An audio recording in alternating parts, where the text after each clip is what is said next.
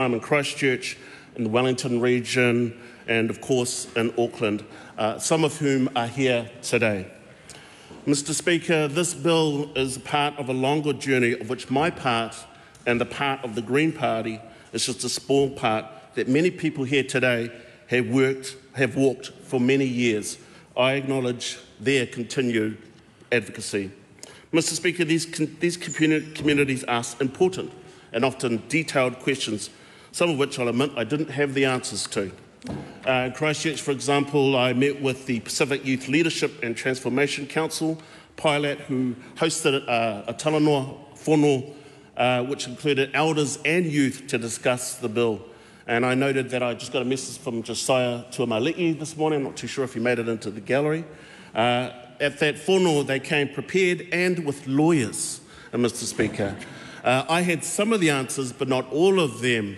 But I suspect I had more answers than Hamish Campbell, who joined me that night, Mr. Speaker. That can't be right. So, Mr. Speaker, having this bill go to the Select Committee to give us time to work through those questions is really important. I want to thank the members of the Governance and Administration Committee. I think we worked together collegially, and what I meant by that is when I tended to show up there, someone was shouting cheese scones and coffee, and I might actually owe them one. I won't subject them to my culinary skills or their lack of, but I think I do owe them one. When I put this bill in the biscuit tin, I thought it was going to be easy. It wasn't. So I appreciate the skills and acknowledge the skill set of Rachel Boyack, who helped to navigate the committee to a deliberation. And noting that although not all parties supported the first reading, I did appreciate the government members on the Select Committee who engaged with the community and worked with their caucus to strategise a way forward that worked for them. And of course, the real heroes, as many members will know, of any Select Committee are the clerks and the officials, noting that this was led by the Department of Internal Affairs, Parliamentary Council Office with their very articulate drafting, the Ministry of Foreign Affairs and Trade, the Ministry for Pacific Peoples, and the Ministry of Business, Innovation and Employment. Mr. Speaker, there are around 24,581 individuals and groups that submitted on the bill, including many from Samoa and across the world. One submission represented the views of 5,951 other people. The involvement of young people, Mr. Speaker, I think is something that is important to note. It made me hopeful and confident about the future of our Pasifika communities, knowing that our future is in strong and capable hands. To our Samoan communities, I want to say they represented you well. They represented us well. And I note that when you speak to the heart and it connects and people are open to receiving that communication, as our young people demonstrated at the Select Committee process, then the mind can follow. This is what our young people did. I'm not too sure whether that was the experience for the other members of the Select Committee, but that was certainly how it was for me. For example, we had Fili Fepulai Tupuai, who shared that I want to emphasise that although this is an issue for elders, it is very much an intergenerational issue. For context, it can be said my whole life has been shaped by trying to get this citizenship restored for our elders and Samoan community. When I was 5 years old, my father marched down the streets of Wellington with the March for Moa Citizenship 2003. And I also remember remarking to the Honourable Jenny Salesa that when her daughter Esme Salesa addressed the Select Committee, that there might have been a bit of dust flying around and getting into the eyes of some of the Select Committee. And it's also always an amazing and awesome to have many of our elders join with their mokopuna in that process. The submissions presented several reasons for supporting the bill, Mr. Speaker, among them reparation for historical injustices such as the Dawn raids, also around fairness and upholding human rights, and at the heart of this bill it is about fairness, upholding human rights and equality. Noting also many submissions talked about the significant contributions that Samoans make to New Zealand, and I quote this from Lucy Aniseko. The Samoan community in New Zealand has played a vital role in enriching the country's multicultural landscape, from arts and culture to sports and business. Samoans have made significant contributions that enhance the fabric of New Zealand society. Other submissions talked about the important role of improving international relations, noting that we are part of a family of Pacific nations and making sure that we treat that relationship with respect, we treat that relationship with alofa and aroha is so important. One of the groups, non-Samoan groups, that reached out to me quite a lot were Māori. They reached out to me in support of this bill. I remember stopping and talking to a Māori man who said, I support this bill, my Samoan my mokopuna is Samoan, and that is why I support this bill. That came through in some of the submissions at the Select Committee as well. And I note a quote here from Dr. Will Flavel, who noted the links to the Treaty of Waitangi. This bill is more than a correction of past policy. It reaffirms our commitment to the principles of Te Tiriti of Waitangi. By supporting this bill, we are restoring citizenship and honouring the spirit of kotahitanga and whanangatanga that define us as New Zealanders. Many submissions also said that the passing of the bill honours the Treaty of Friendship between Samoa and New Zealand. The Venepa Trust put it this way: at the heart of this bill is about doing the right thing. It's about honouring Article 1 of the Treaty of Friendship signed in 1962, which reads, relations between New Zealand and Western Samoa shall continue to be governed by a spirit of close friendship. There are other submissions that talked about the need to improve the Treaty of Friendship, and I have this quote from Tai Lord Duffy. The bill acknowledges the need of the New Zealand government to consult with the Samoa government to amend the Treaty of Friendship between the two nations. This amendment is necessary to reflect the restored citizenship rights and ensure continued strong relations between New Zealand and Samoa. Mr. Speaker, in the Select Committee, we all agreed that the bill should move forward and that it should be supported, and I am grateful for that. But we did have some differences of opinions, particularly around who this would apply to. Many submissions came forward about trying to widen the scope of the bill, in particular widening the bill to include descendants born before 1962, and we noted that could be about 19,000 people. This points to me the importance of the Select Committee process, because that was new information for me.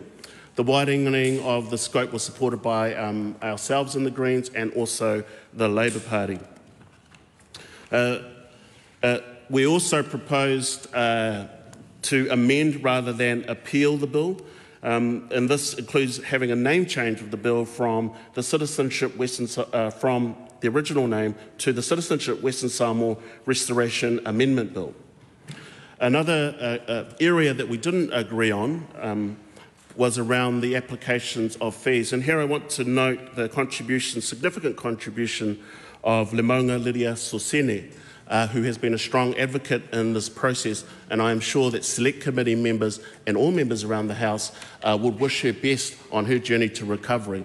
And I wouldn't be able to do it as articulate as her, but she did point to the fact that if citizenship was taken away, then people should not have to pay for it. That, of course, needs to be balanced out by the work that government departments need to do as well. So, Mr. Speaker, if we have come this far, and I know that the community wants us to go further, and of course we in the Greens are open to that, because there are a few more stages to traverse. I want to mihi to the community and to acknowledge their contributions, but also to note that the Greens remain committed to equality, committed to Pasifika justice, and we will continue to uphold that. I want to close with the words of my friend Whaanana Efeso Collins, who I spoke about in the first reading, when he said, "E le tū whaamaunga se tangata. No one stands alone, no one succeeds alone, and no one suffers alone." And I added to that, we succeed best when we succeed together. Whawhetai tele lava, mai taki rā nui nui.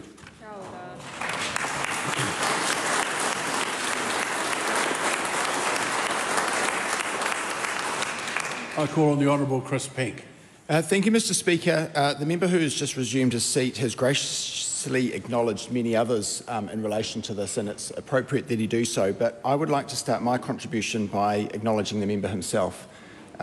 Ordinarily, for those who are less familiar with this place, which, as Mr. Tuano points out, is your house, does belong to you. You may not be aware, but our colleague is ordinarily in the position of presiding officer, so technically we often address many of our contributions to him in that way while speaking more generally about a bit of legislation or other matter before the House. But on this occasion it is you specifically, sir, who I wish to acknowledge for your leadership in guiding a conversation in taking this House, this nation and indeed many in Samoa on a journey. You're right to have acknowledged that the journey does not end here in terms of the parliamentary process apart from anything else, but it is an important step along the journey and we thank you for walking alongside all members of this House, particularly through that select committee process that you've acknowledged in doing so. I would be remiss if I didn't also acknowledge and endorse and echo your welcome to those who are gathered here today. Elsewhere in this building, there are many activities. One is not very far from here, a meeting of construction lawyers, and we were treated to the beautiful sounds of a song, perhaps a hymn, being sung, no doubt, by you fine people. And I think the surprise on the attendees' faces that Parliament always has a choir at 9 o'clock in the morning to serenade us. If only that was so. But I do want to acknowledge the colour and the energy and the passion that you have brought to this process, including by your presence today. I also want to acknowledge, sir, the Select Committee members, and obviously the Select Committee process is the particular aspect of the law passing that we are acknowledging today in the second reading. And we will talk, no doubt, all of us, about the mechanics of that process, of some of the debates that were had, the discussions, the agreements that were reached by majority or consensus. But I think it's important to acknowledge also sometimes, as much as the substance of what has been arrived at, the process and the method of that engagement. And it seems to me, sir, from the outside, not having been a member of that committee, but it seems to me nevertheless that the Select Committee has engaged internally but also externally in good faith to try and understand the issues at play and to arrive at the most sensible way forward. On that note, sir, I should mention before my time elapses any further that the National Party has agreed to support the bill. We think that the changes that were able to be made in the Select Committee process in the name of introducing certainty, where there had been a couple of areas of uncertainty, both as to substance and also in the method of engaging with the Government of Samoa, has been a really helpful conversation. We think we are now in a good place and we're grateful to the Select Committee. Its chair, Rachel Boyack, has been acknowledged, rightly so. I've had good experiences with that member in that committee previously with other matters that are also, as Mr Tuiono's rightly said, a matter of speaking to the heart so that the mind will follow. Governance and administration sounds very technocratic in its nature of its consideration, but no less a matter than the human significance of membership of a community, membership of a nation, expressed through citizenship, can be discussed in that body. And it seems to me they have exercised the care and the diligence that is appropriate for this bill, not only in terms of the importance of the work, but also in a way that reflects its seriousness and the significance to all involved. From a National Party point of view, sir, having reached a point that we can agree to the provisions of this bill and being very pleased to be able to do so, my colleague Cameron Brewer deserves acknowledgement. He's engaged with National Party colleagues very diligently, and I know that he and also Tim Costley and Tom Rutherford have entered into the spirit of that discussion with a mind to arriving at the right place in a very creditable manner. So the three themes that I wish to focus on in my remaining time go to consultation, certainty and comity. Each of these is important in its own right, and I think coming together and taken as a whole represents the process by which we have wished to arrive at being able to support this bill.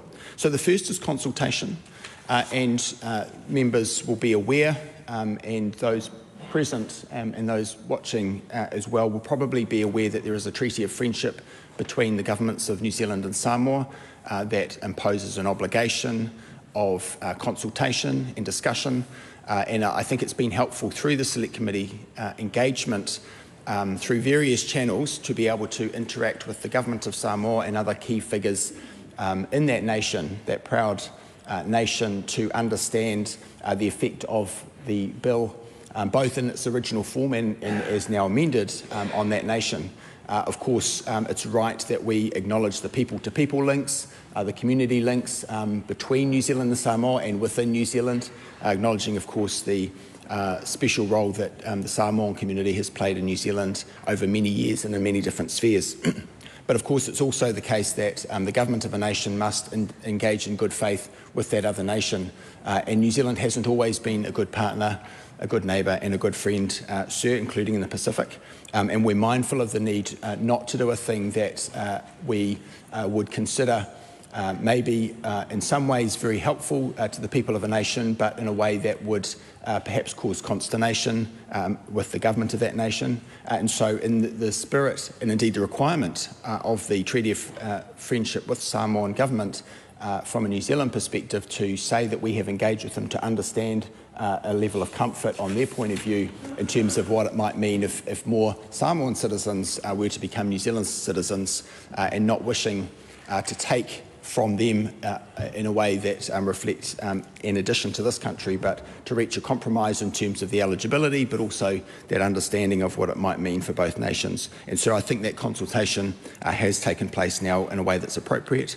It's unusual for a members' bill to amend the external relations of a nation, and that was a point of nervousness from the National Party's point of view.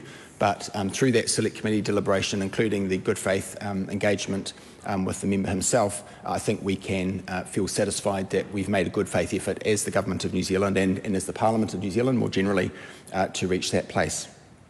The second point, sir, is certainty, and certainty obviously reflects the fact that we want the law to be as clear as possible, and we would not be doing the nation of New Zealand, or indeed the citizens of Samoa and would-be citizens of New Zealand from Samoa, a service, or we would be doing them a disservice, in fact, if we were to have a law that was uncertain as to the eligibility and application of the law. And of course, in citizenship, there are complex rules around succession, for want of a better phrase, and eligibility questions aren't always clear, sometimes do end up in the court. And of course, the slightly unfortunate history of this legislation is that it responds to a court ruling that had been made in a way that was surprising, and many have said, frankly, unfair. And so we don't wish to compound the error by having a piece of legislation that's unclear as to its effect going through further generations. And I think that point's been reasonably well made. And as I say, I think that the point that the Select Committee arrived at and that this House appears ready to arrive at reflects the desire for that certainty. And then finally, on a similar note, sir, the other item that I promised was comity, which is the relationship between the Parliament and the courts. And it's sometimes the case that Parliament needs to change a law to clarify its original intent, or of course has the ability, as being the democratic arm of government, to make laws that are different from the way that courts have interpreted or applied, or indeed previous other laws of this place. But certainly in this case it was helpful, I think, for us to look at the proposition of the Members' Bill before us as an exercise in restoring the original intent of the legislation proper, this being an amendment bill, as the members referred to. And so we respect the fact that courts always have the right to make decisions but on matters before them, but nevertheless Parliament is sovereign, and it's right that we should have the ability to come together and make a law that we think reflects the right and true nature of what the people of New Zealand intend in this matter. So, sir, I have little time left, and so I really just want to emphasise again that from a National Party point of view, we're pleased to be able to support the bill. Others will speak probably more helpfully than I would be able to in terms of the detail about how those decisions were arrived at in the Select Committee process. But I do wish to acknowledge the efforts of all those involved, including in particular the member himself, but also all those who have engaged in good faith through a process that can be opaque and intimidating, but nevertheless which is capable at arriving at a good place. And I think we have, sir. We commend this bill to the House.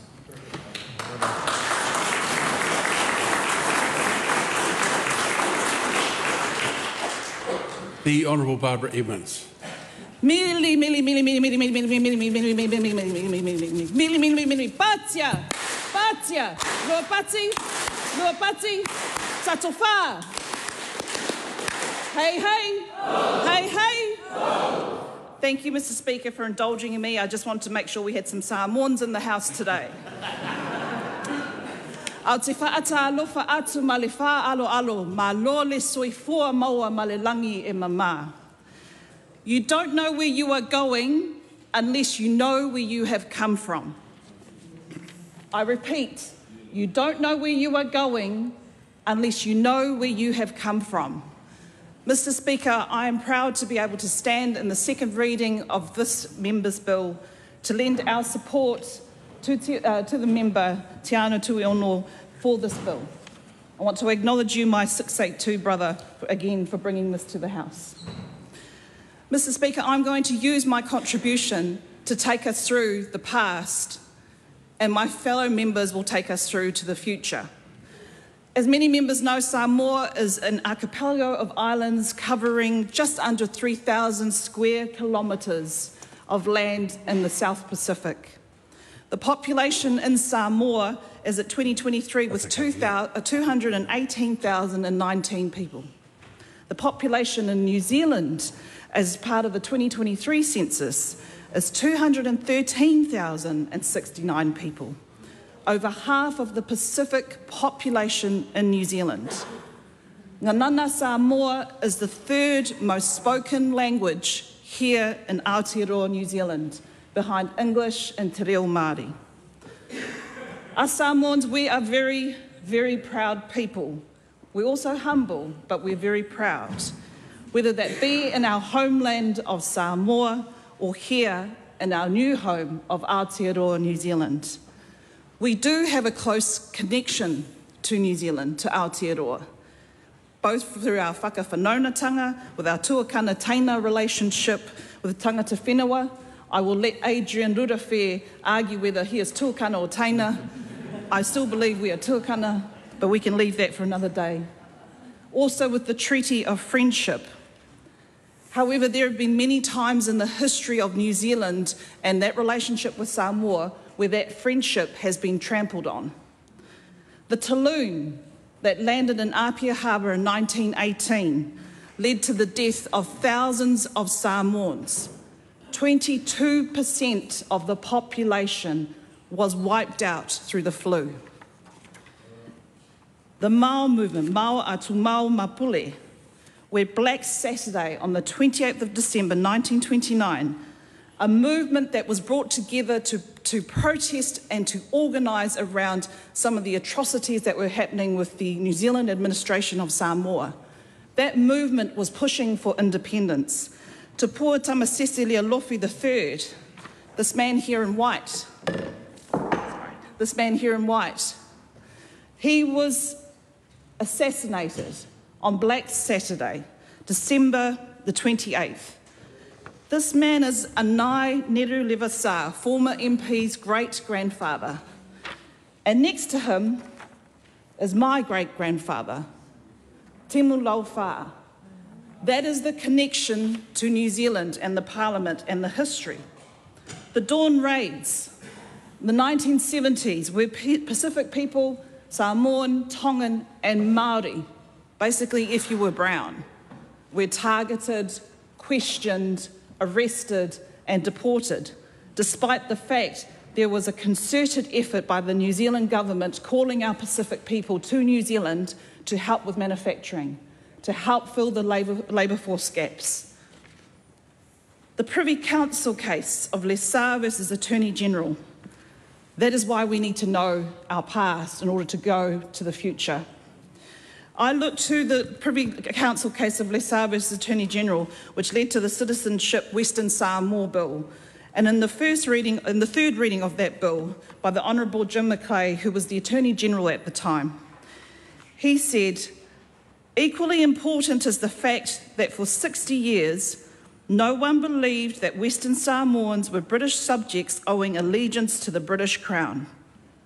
No one believed that Western Samoans were British subjects owning allegiance to the British Crown. But he was wrong. Whalemai Sa believed she had that citizenship. And as many people in the House know, that went straight through to the Privy Council. And at the very first reading of that Citizenship Western Samoa Bill, Jim Mackay, the Honourable Jim Mackay, the Attorney-General, said, "The Privy Council's interpretation of the 1928 Act remains as the law of New Zealand unless and until legislation reverses it. Remains as law of New Zealand unless and until legislation reverses it."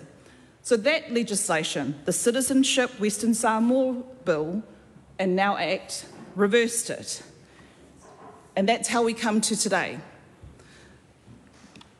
The amendments that will be put forward from the Government Administration Select Committee right that wrong. Right that wrong that no one believed that there was allegiance to the British Crown.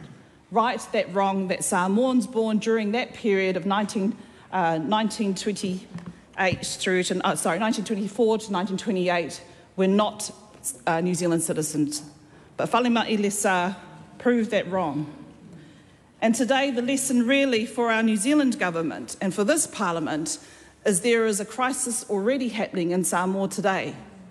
Yes, we have the Commonwealth heads of government there today, but we also have one of our own Navy ships that has sunken in the reef off the coast of Sawhata and Siongu. We need to ensure that we do not trample on the friendship again and right that wrong. And I acknowledge that there is work being done, but please listen to the Samoan people on the ground. Please listen to those villagers who cannot fish. Please listen to those villagers who cannot put food on their families' tables. Let's ensure that we don't continue to trample on this friendship. So, Mr. Speaker, I really wanted to ensure that this House knew the history, that we knew where we had come so that we know where we are going to. Our members will talk to the bill more in detail. They'll talk to the amendments which the Labour Party will hope through some support will continue to advocate for. We hope to get in the Committee of the Whole process. But I wanted to ensure that we put on the record today, Samoa is a proud people. We organised when our families were dying as a result of the influenza pandemic. Our families came together, took the dead, put them on the road, buried them. We organised then in order to save the rest of our population. Our Samoan people organised when we were not happy with the atrocities by the New Zealand administration. We organised with the Māo movement. We organised so that we could get our independence. We organised with the Dawn Raids, with the Polynesian Panthers here in New Zealand, with the people in the communities and the churches that met in order to protest what was happening to our people here in New Zealand as their homes were getting raided in the early hours of the morning and as the dogs barked at their door. We organised when the Manawa Nui has been sunk in order to support our villagers who are currently experiencing this issue right now. And in the same way, we organised for this bill with over 24,000 submissions. We organised in New Zealand, we organised in Australia, we organised in Samoa, we organised in the United States. Let that be a lesson to our Parliament today. Yes, I am a proud parliamentarian that represents the electorate of Mana, but I am Samoan first. And today we will continue to organise. The Labour Party will continue to support our Samoa community as they organise around the issues that matter to them. And for the 24,000 submitters who organised to ensure that their voice was heard in this bill, we hear you, and that is why never underestimate a Samoan. We're very nice, we're very smiley, but we're very smart.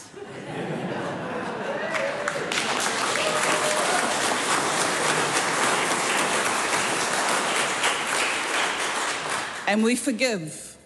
We are humble in our forgiveness, but we do not forget. So to all of our community members, whawhatae tele lava, thank you for your organisation. It is my privilege to be able to stand in support of this bill and to carry your voice in this House, the New Zealand Parliament.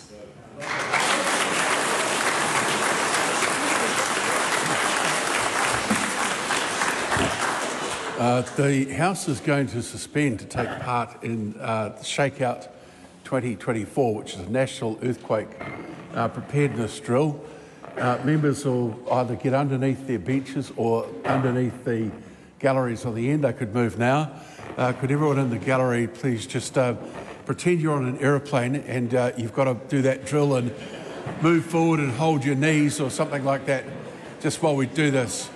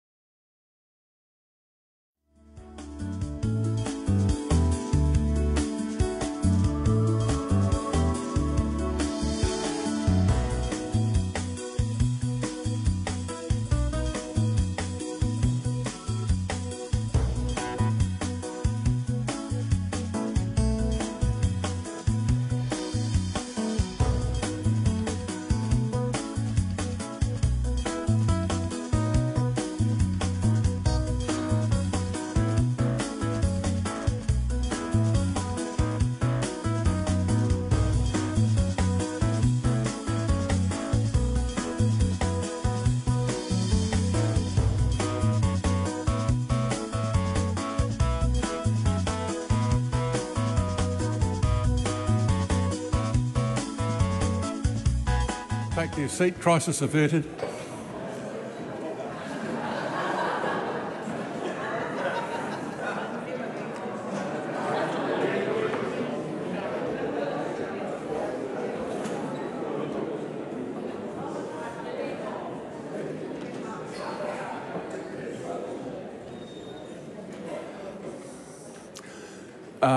Just apologise to those in the gallery. We didn't want to interrupt this important debate, but that exercise was carried out right across the country, and it would have been a bit odd if Parliament had decided it didn't need to be doing what we're asking of everybody else. So thank you for indulging us, and I call on, Pamjit Palmer. Thank you. Thank you, Mr. Speaker. Mr. Speaker, it's a real privilege to stand and take this call on behalf of the ACT Party in the second reading of Restoring Citizenship, Removed by Citizenship, Western Samoa Act 1982 bill. And I want to again congratulate the member in charge, Tiano Tuno, for seeing that this bill has come to the second reading, which is really good, and good recommendations made by the Select Committee. Good work by the Select Committee, Governance and Administration Committee. All members on the committee, I want to acknowledge them for their diligent work on this bill. Mr. Speaker, I would like to note that the ACT Party doesn't have a member on this Select Committee, so we missed out on those cheese, corns and coffee that you mentioned, the member in charge. But I have been following the progress of this bill very, very closely. And Mr. Speaker, I want to acknowledge everybody who is up in the gallery as well for their effort to come to your Parliament to witness this bill going through the second reading. And I'm sure that there are many, many more community members, family members out there watching this online or on TV. And I want to say hello to them as well and thank them as well. Mr. Speaker, in the first reading, I said this on behalf of the ACT Party, that ACT Party believes in equality. ACT Party believes in fairness. And we wanted to see that this bill goes to a Select Committee. And I'm really proud to stand here today and say that ACT Party played a very important role in enabling this bill going to the Select Committee process. And Mr. Speaker, in the Select Committee, what we noted was that people have spoken. And I said that it will be important to hear from people what people have to say. And receiving more than 24,500 submissions is a big thing. And one submission that included views of more than 5,900 individuals, Mr. Speaker, that is something to be very proud of. And I must say that for communities to have a view is one thing, but then come to that next level of putting that view through to a Select Committee definitely needs a lot of courage. And so many people have shown the courage to come to Select Committee submitting in writing and appearing to be heard in the Select Committee, Mr. Speaker, is something that I would like to acknowledge. And I would like to say that this kind of strength from the community that we have seen, this kind of unity of the community that we have seen, cannot be denied. And it has sent us a very strong message to us here in the House that this is an issue that is very important to the community, Mr. Speaker, our Samoan community. Mr. Speaker, the Select Committee has actually, by majority, agreed some changes, some decisions they have come to, which I believe are really good decisions, and the ACT Party support those changes made by majority. Because it's really important for us to make sure that this bill is quite clear. There is no room left for any doubt. Because this is something I know that it's a very important step towards a historic moment. And that historic moment will come, I know, when the bill goes to the third reading, and we are hoping it will go through. But this step is also a very important step. So we want to make sure that each and every step that we take towards this historic moment is fully understood, and that the expectations are managed, and that all parties understand what we are committing to. Mr. Speaker, I want to talk about a few of the discussions that the Select Committee had. One very important thing to highlight is who is going to be covered by this bill for citizenship. It's important to note that this bill will cover people born in Western Samoa on or after 13th May 1924 and before 1st January 1949. Very important to note, and the wives of those people if married before 1st January 1949. And talking about their children, Mr. Speaker, the bill covers children, those who are born in this period. So if they are born before 1949 and were British subjects before that date, they are going to be covered. But other descendants born on or after 1st of January 1949 are not going to be covered by this bill. And also, Mr. Speaker, it's important to note that this citizenship will apply from the date it's granted. So there is going to be no retrospective nature to this citizenship, which is important for us to understand. And this citizenship cannot be passed on to other descendants other than, of course, if, Mr. Speaker, a child is born to these citizens here in New Zealand, and they adopt a child here in New Zealand according to New Zealand laws, then that person, that newborn individual, will get a New Zealand citizenship by birth under Section 6 of the Citizenship Act, that is to be noted. Mr. Speaker, in this bill, we also must note that while this bill worked on this very important issue that is so close to our Samoan community, it is also important for our wider communities as well, whole of New Zealand. We have taken into consideration what it means for Samoa. We have taken into consideration what it means for New Zealand. And it is about that fairness and equality and justice, Mr. Speaker, that I talked about in the first reading. It is important that we also realize how many Samoans may be eligible for this citizenship. The numbers look just over 3,400. And this data is extrapolated from the 2021 Samoan census and mostly represents people between the ages of 76 and 100. Mr. Speaker, the Internal Affairs Minister will be granting these New Zealand citizenships. So how it will work is that people will have to still apply for this citizenship. But they will not have to go through the standard process of getting the residency first and then applying for citizenship. They will get New Zealand citizenship as of right upon applying once this bill has gone through. Mr. Speaker, I also want to highlight that I'm an immigrant myself, and many of our Samoan brothers and sisters sitting in the gallery are new immigrants or they are second-generation immigrants.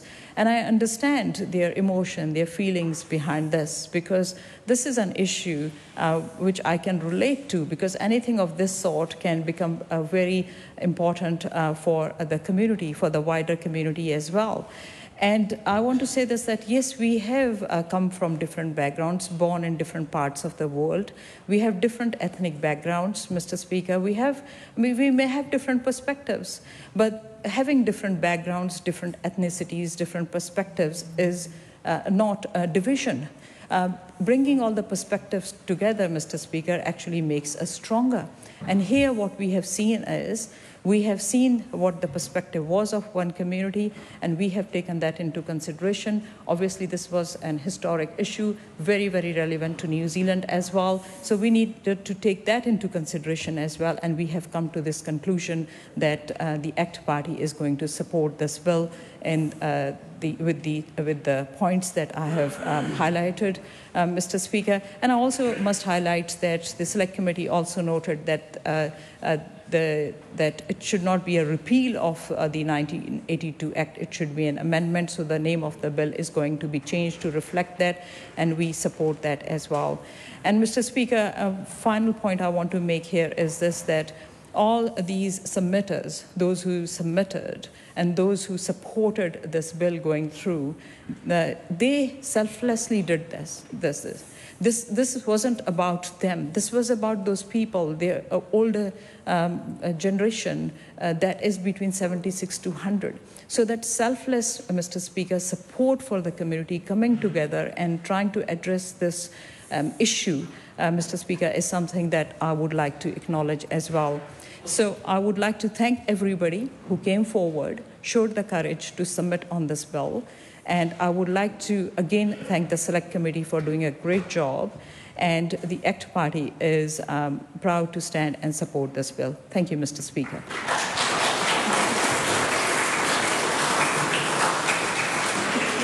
I call on Andy Foster. Thank you, Mr. Speaker. I am delighted to stand on behalf of New Zealand First to support this bill as well. Talofa lava, awhio mai.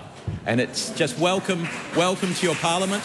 It is lovely to have you here, to have our Samoan community so strongly represented here today, as you have been strongly represented right throughout this process. And it is your passion, it is your support that has got this bill to where it is. So thank you very, very much. I want also to place on record my thanks for my parliamentary colleagues in the Governance Administration Select Committee, especially Tiano, for bringing this bill to the House. And I think when you started, you weren't quite sure it was going to get through. But both with the support of New Zealand First and ACT, it came through the first reading, and now National has said we're supporting it too. So I'm really looking forward to seeing this bill unanimously supported through the rest of its stages. So and congratulations for the way in which you've worked with us through that. Congratulations also, Rachel, for chairing us through the process, Rachel Boyack. And I think it's been a very good collegial process.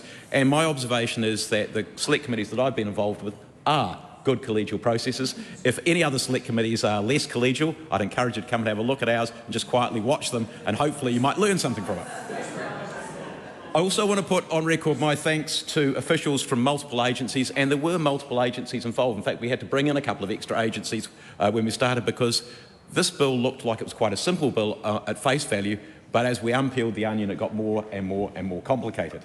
So it involved things like history, which was complex in itself, international agreements, and not just the view of the New Zealand government, but also the view of the Samoan government, which we repeatedly tried to uncover. It included past changes to a range of citizenship laws over the last century. Of course, the Privy Council ruling of 1982, various policy initiatives that have been taken. So it was a very, very complicated process. My biggest thanks, I think, is to the submitters. More than 25,000 people expressed their view on this bill.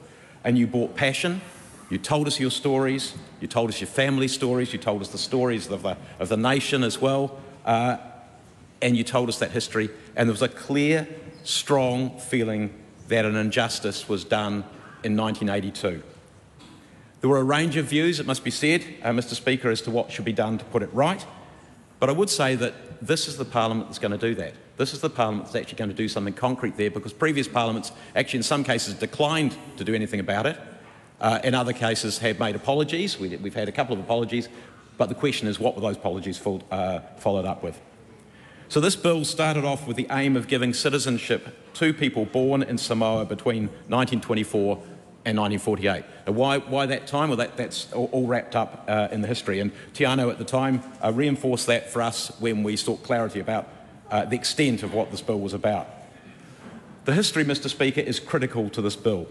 New Zealand became the administrator of Western Samoa in 1914 we talk about colonialism sometimes in this House, but that was a really colonial approach of, if you like, a Western nation taking over the administration of another country. That was formally acknowledged in 1920 following the First World War.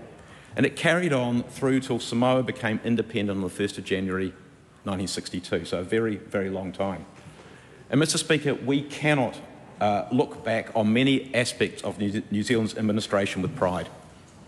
Barbara Edmonds, the Honourable Barbara Edmonds, has pointed out some of the terrible failings, and they come, I think, from an autocratic approach of we know best, we know what we should be doing, and the reality was that the New Zealand government and the New Zealand administration did not.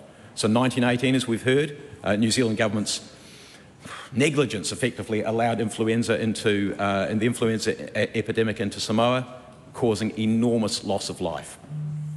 In 1929, as she's also said, the Black Saturday, police fired on a crowd of peaceful demonstrators, resulting in 11 deaths. And those are things that we should be very, very sorry for. Of course, later, this country also showed racist attitudes, and we had the trauma of the Dawn Raids. Now, Mr. Speaker, there have been apologies for both New Zealand's administration before 1962 and for the Dawn Raids. I'm going to change tack slightly. Until 1948, all New Zealanders were British citizens, and in 1948, New Zealand citizenship was established. And then I'm going to say we talk about the 1982 Privy Council case, because that's what this is all wrapped around. And Ms Lesser contended that at the time she was born, she was a British citizen and therefore became a New Zealand citizen as of right. And there was debate about that. Clearly, the New Zealand government didn't think that was the case, but the Privy Council said yes. Privy Council said yes. And that might have surprised, and I think Barbara Edmonds again has said that nobody at that time believed the Western Samoans were British citizens and therefore New Zealand citizens. And they didn't have an allegiance to the British Crown. And I think maybe they genuinely thought this was the case, but I think that they were wrong. Because if not British citizens, if not New Zealand citizens, if Western Samoa as it was then was not recognised as a country, then citizens of where? Citizens of where? And I think that today is about putting some of that right. So that government, the government of that time passed in the space of 2 months the 1982 Citizenship Western Samoa Act. And that said that people born in Samoa between 1924 and 1948 were never citizens, as though the Privy Council had never made its ruling. And that is what this bill is about overturning. So I want to go through some of our deliberations, because the first part of those deliberations was, do we repeal the existing bill, get rid of it altogether, wipe it off the statute books, or do we amend it? And we had quite a discussion about that. The intent was still the same, but we decided in the end that we would amend it. And the reason for that was that while one side of the Act essentially said, no, never been citizens, the other side of the Act also said there's a different pathway, an easier pathway to citizenship, and we would have removed that at the same time had we repealed the Act. And that's why, by majority, we decided that we would keep the Act, but we would amend it to do what Tiano wanted us to do. I can remember as the Mayor of Wellington at the time, and one of the greatest things the greatest joys was having citizenship ceremonies and welcoming people as New Zealanders. And I'd often ask people how long it was that they had been living in New Zealand. And people would say 5 years, 10 years, 20 years, 30 years. When the Samoans came through, might have been a year, might have been 2 years, because of that special pathway to citizenship. So that's a very important thing to have retained. And removing those would also, Mr. Speaker, have offended against the 1962 Treaty of Friendship. And New Zealand only has one Treaty of Friendship, and it's with Samoa. And so that's why, by majority, we decided to amend the original Act, still achieving what the bill was intended to do, but to retain those protections. We discussed the extent, the number, the time frame.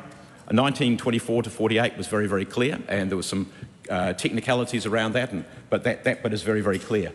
We had a discussion about the period between 1949 and the 31st of December 1961, in other words, before Samoa became an independent country. And there is a discussion that I think is a real one there. We discussed descendants and the open-ended nature of that.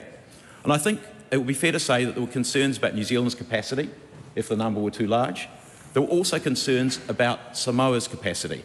And I know if you look back in history that there were concerns about losing a very, very large number, particularly of young people, from the population of Samoa. Mr. Speaker, the 1962 Treaty of Friendship requires New Zealand's government to consult with the Samoan government over immigration matters, and we have done so. We've reached out as a select committee on several occasions to ask for the Samoan government's view, and it was their view that this was a domestic matter for New Zealand. But I know from looking back in the history that there were concerns about depopulation at the time, so that was a real concern, and I suspect that was one that they maybe didn't want to say. So we spent, Mr. Speaker, a lot of time focusing on ensuring that we had clarity over eligibility for citizenship, over the pathways to citizenship, over the process for applying for citizenship, and we wanted to make sure it was as easy and clear as possible, and it is not just done in the English language, but also in the Samoan language. We really, really wanted to make sure that was very, very clear. We considered how adoption would work. We considered a reduced charge for application. Now, there was an argument about whether there should be any charge at all, but the feeling was that if there wasn't, that potentially, and the advice we had from officials was potentially that if there wasn't a charge, the immigration system could potentially have been overwhelmed, and that would have, of course, disadvantaged all other potential applicants. And Mr. Speaker, just to finish off with, outside the scope of this bill, we also heard a lot of submissions about it often being difficult to move from Samoa to New Zealand for family reasons, just for a temporary visit, the visa issue. And so we have said outside of this bill to the government, please can you have a look at the visa process? Can we make that easier? Can we make that smoother so we make it easier for people to come from Samoa for whatever purpose it might be in New Zealand for the short-term visit? So I hope that has progressed. So as the committee report says, Mr. Speaker, this bill does not provide redress for the history of injustice, but it is a concrete response, belated, important, but real, and I thank you all for your part in making this happen. I commend this bill to the House.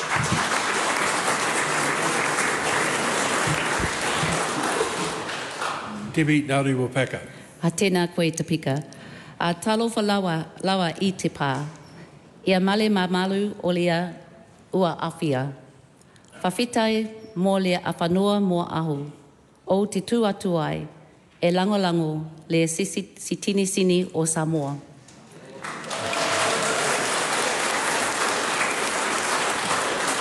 Ka tuahau mō te tangata whenua pāti anake, te pāti Māori. Ki te mihi kia koutou hei iwi mō te moana ki tētehi iwi. He muhia ana mātou ki te mamai o te kaikiri. He muhi ana mātou ki te āhua o te hangature hei tūkino ia mātou. Hewa noa hewa ahakoa tēnei he kā waka kia o tātou ngākau ki te aroha, nā te mea he manawa nui mō o tātou mokopuna. Samoan and Māori mokopuna, ka mihi au kia koutou mō oku mokopuna, ara Hawaiki, Malua Papa, Waimarino, Savai, and Tiaki. Tēnā tātou, tēnā tātou, tēnā tātou katoa. So Party Māori isn't like the other parties in here. We only get 5 minutes, so I'm going to give it everything I can from our ngākau to your ngākau. A mihi to our wakapapa that we share, our people, one moana, multiple wakapapa. A mihi to our mokopuna we share. And sadly, a mihi to the colonisation and racism and racist legislation that we share that has hurt Samoa, that has hurt our kaumātua, and that continues to hurt our people. What Muldoon's government did in 1982 was despicable. It was low and unjustifiable. This place should never be used for racist agendas, should never let personal agendas, should never let discrimination and bias come across the threshold. The New Zealand government at the time rushed through the Citizen Western Samoa Act 1982 to stifle our growing population of Samoans migrating to Aotearoa. Not New Zealand, Aotearoa. And the legislation set out to target a culture and a group of people. Legislation that is rushed hurts people. It is simply wrong. And my deepest shame for you is that this place continues to rush legislation that hurts our Pacifica and tangata whenua. E ki, eligibility for citizenship. E ki, you are descendants and wakapapa of the moana. You have wakapapa that gives you eligibility. And I swear, when Te Pāti Māori, not if, but when we get into government, that will be restored. This is not an argument about citizenship. Wakapapa is our tiriti, and te tiriti o Waitangi is what it is that restores and ensures that we as Pacifica nations can come through each other, however and whenever we need, for the well-being of our nations, our mokopuna, our wakapapa. And while we are here to support this bill, we must never ever forget the last time Te Anau and I were in Samoa. The Prime Minister, Whiami Naomi Mataafa, said to us that we want to ensure that the well-being of Samoa, of all her citizens, has the ability and the privilege to come in and tautoko te whanaunga in Aotearoa and go home at pleasure. The same way our waka comes in, tai timu, tai pari, that you can move as the moana requires you to move and be wherever you need to be. That is what needs to be addressed. But today, we are here simply to look at putting something that was so tragically, disgustingly wrong right. For us, in your wakapapa, we mihi also to those who have had to stand here with the shame and the wakamā of our wakapapa. And I tautoko the words of our sister Barb, who says and reminds that while we are a humble people, we are a proud people, and the ability to mobilise, to organise, and in Te Pāti Māori we call it activationise, the ability to activate is a power, a superpower that no other peoples in Aotearoa can do, as well as our Pacifica and tangata whenua nations. Tangata moana, tangata whenua, keep rising. Keep staying focused on the well-being of the mokopuna that we share. And whether, I tautoko mai whanaunga, whether we're tuakana or taina, the reality is we are one people. I mihi to our brother, to Te Anau. And I know that this is a massive feat to have us all supporting. And while at times I sit there, could barely stomach some of the words I'm hearing, the reality is you have done what many can't do while you're not in government. So a huge mihi to you, to your whānau, and to the wakapapa that brought you here to do this kaupapa. Nō reiri, te āhuatanga o tā tātou tūpuna, ngā mihi aroha kei a koutou katoa.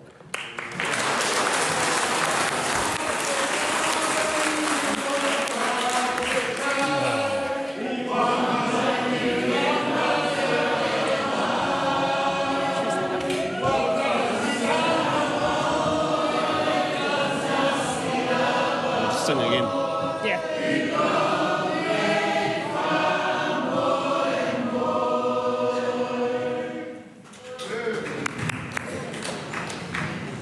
Just remind the gallery that waiata is a privilege in the House, and it's generally confined to once the vote is taken. Call on Chloe Strawberry. Tēnā koe e te mangai, tēnā koutou e te whare, talofa lava, e te whānau, nau mai, haere mai, welcome to your house. I wanted to mihi to everyone, as Te Ana Tuiona did, who has come before us, but also to those who will come after us. It is today that we are the custodians and the kaitiaki of the fight for justice. I wanted to also mihi to Whaanana Efeso Collins for his brief but by gigantic contributions to this kaupapa. Also to our Pacifica Greens, I won't be able to name them all, but Renee Dingwall, to Reverend Moa Strickland, to Louise Tu'u, to Agnes Magele, and to many, many others who have also engaged with Te Anau in this kaupapa and this fight for justice. I want to mihi to the thousands, the tens of thousands who came forward to the Select Committee and opened your stories of trauma and of resilience and of hope and of that consistent fight for justice through the generations. I also wanted to mihi to the parliamentarians who came to that Select Committee with open hearts and minds, and the fact that we have got here today to a place of consensus in this House is not something to be taken lightly. Now, I also wanted to just briefly mihi to the community who has welcomed myself alongside Tiano into some of your hui and talanoa, where I received one of my new names that I've been blessed with, which I'm not sure if it was because you got my name wrong, but Gloria. Kapai, thank you very much. So I just wanted to speak to why it is not only as the co-leader of the Green Party that I'm speaking to this kaupapa today, but also to ground this very much in our geographical relationships. I am a little white kid from central Auckland, and central Auckland looked like a radically different place in the 1960s, 70s and 80s. At that point in time, central Auckland was estimated to have a Polynesian population of approximately 60%. It is the home and the origin and the foundings of the Polynesian Panthers. But as we have seen, and as my experience in politics, and particularly in the debates around the electorate have shown me, we spend a heck of a lot of time talking about this notion of heritage. But what we tend to be talking about and debating in that notion of heritage is the built environment, not those who built that environment. So I wanted to acknowledge the Pacific peoples who came before me, came before us, and built Central Auckland and the fabric of that community that I love so dearly today. I also wanted to acknowledge the fact that how we've got to having this debate today is off the back of fundamental injustice, as many have acknowledged before me. And we had a government of the day back then, several decades ago now, although it may sound like a familiar story today, who intentionally passed policies in order to bring in people from the Pacific Islands to fill gaps in our economy and to grow that economy. Yet when times got tough politically, these governments turned their backs on those very communities and scapegoated them. At a point in time where the dawn raids were happening, this racist policy was in action. It is really important to note that the majority of overstayers in this country were not Samoan, were not Pacifica, but were European and American. And that is why this law was demonstrably and evidentially racist. It is really, really that simple, and I've checked with the clerk that I can indeed say that. But I think it's important to make that point about the racism which filtered through that legislation because of the fact that we actually can't say that in contemporary times when we are discussing legislation that may share the echoes of what we've seen in the past. And I don't think until we can get to a place in this institution where we can look ourselves in the mirror and truly acknowledge those injustices and that potential of racism, that we will not be able to evolve until we can get to that point. I want to acknowledge that this kaupapa has shaped so many lives throughout the generations. I also wanted to acknowledge the fact that in the government's 2021 apology for the dawn raids, it said, and I quote, "In many cultures, including in Pacific cultures, words alone are not sufficient to convey an apology, and it is appropriate to include tangible gestures of goodwill and reconciliation." Well, today is just one step in addressing those historical injustices. But as many have already reflected upon, those challenges and those injustices are still with us today, including in the likes of immigration policies around RSE workers. So this kaupapa can and must continue, and the Greens are with you in that fight. Ngā mihi nui.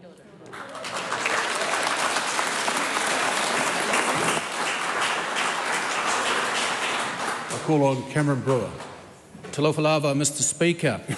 The National Party is pleased to support this amended bill at second reading, following much consideration and key refinement at the Governance and Administration Select Committee over the past 6 months.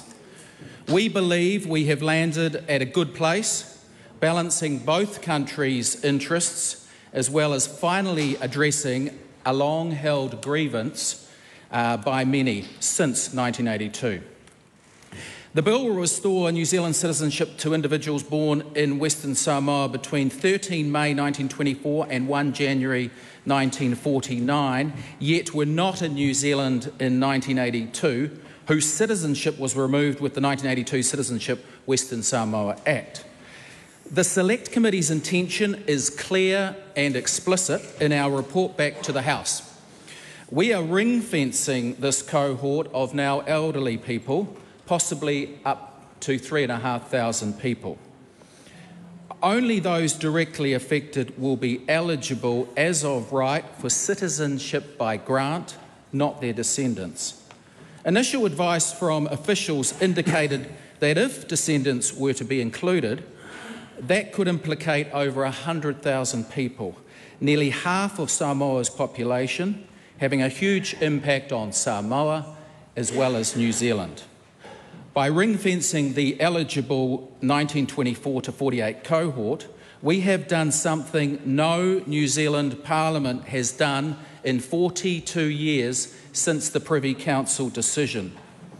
We are acknowledging what many lost when the 1982 Parliament unanimously voted to rule those living in New Zealand at the time citizens, but not those living in Samoa and elsewhere.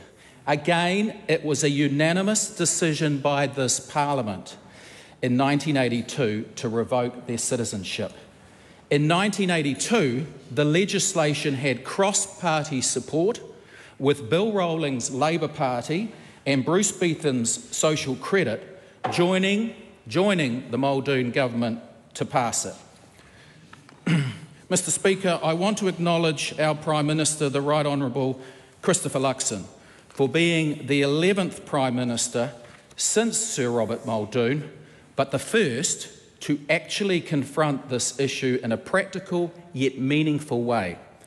I want to also pay tribute to the support from senior MPs, the officers of the Honourable Nicola Willis, Shane Retty, Chris Bishop, Erica Stanford, our Department of Internal Affairs spokesperson, the Honourable Chris Penk, for his considered guidance, and the Chief of Staff in the Prime Minister's office, Cam Burrows. I also want to acknowledge Deputy Prime Minister and Minister of Foreign Affairs, the Right Honourable Winston Peters, and Minister for the Department of Internal Affairs, Brooke Van Velden. As we all know, National opposed this bill at first reading, but some critical changes have since occurred. We are not only fine-tuning the specific intent of the bill, but we are now amending the 1982 legislation, not repealing it. Amending, not repealing the legislation was the explicit wish of our Ministry of Foreign Affairs and Trade. Officials advise repealing the bill, as continues to be advocated by the opposition, would have serious ramifications on the 1962 Friendship Treaty with Samoa and New Zealand, which, among other things, provides a simplified pathway to citizenship for Samoans.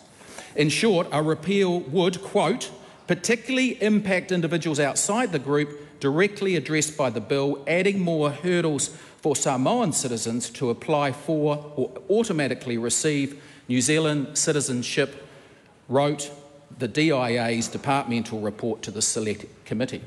By amending, not repealing the legislation, we have avoided violating the 1982 protocol to the Treaty of Friendship and potentially straining diplomatic relations with Samoa. Any amendments by the opposition in this House at the next stage to try to make it a repeal bill go against all the official advice. Frankly, it was highly problematic having a bill with so many foreign affairs, diplomatic, economic and immigration consequences being sent to a select committee as a private member's bill. It simply couldn't benefit from the usual vigour that shapes government bills from the outset. With that in mind, I want to acknowledge its sponsor, Green MP Te Anau Tuione, his work and his willingness to adapt it, to get it over the line before we lose what could arguably be our last chance to make a real meaningful acknowledgement to this generation. I want to also thank my government colleagues, National MPs Tim Costley and Tom Rutherford, and New Zealand First's Andy Foster for their interrogation and hard work over several months to help knock this bill into workable form. Can I also acknowledge Select Committee Chair Rachel Boyack. For me, this is not my first exposure to the 1982 Citizenship Western Samoa Act, No, my first exposure of it came in the late 1990s when I was a young staffer in the Jenny Shipley National Government, back in the 45th Parliament. As a researcher, I was assigned National's first Pacifica MP, Anai Arthur Anai, who's here today. I'd help him write caucus memos to his colleagues to consider this very matter. But it was hard going. It was hard going. Arthur, however, didn't give up and continued the fight and continued his advocacy for the next 2 decades. I ended up on Auckland City Council as a councillor with Arthur and I in 2010 as his benchmate. And he was still going on about it. He was still going on about it. Luckily for me, after last year's general election, I then effectively became his whipping boy inside the caucus. Arthur, I know this isn't all that you wanted, but you can take pride in what is being achieved across Parliament today. I want to also acknowledge National's Pacific Blues Chair and a member of my own electorate committee, John Luau. John presented a thoughtful submission supporting a third way with many pragmatic suggestions to help build political consensus. John's priority was to reinstate citizenship to those who were directly affected. Doing so, he wrote, will allow those victims to some dignity to this dark period of their lives. Thank you, John, for all your advocacy and for your friendship. Today, our Prime Minister Christopher Luxon is flying to join the Commonwealth Heads of Government meeting in Apia.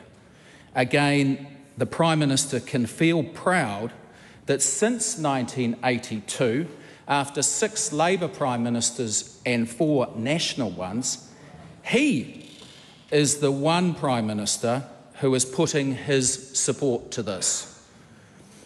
As Deputy Chair and the Government lead on the Select Committee, I want to acknowledge the support and willingness of the National Caucus to reconsider this, the front and backbench.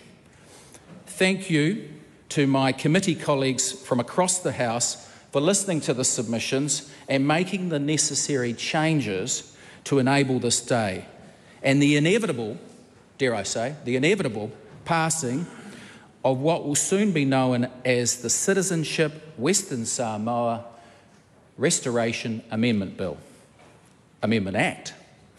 42 years in the making. Mr. Speaker, I commend this bill to the House.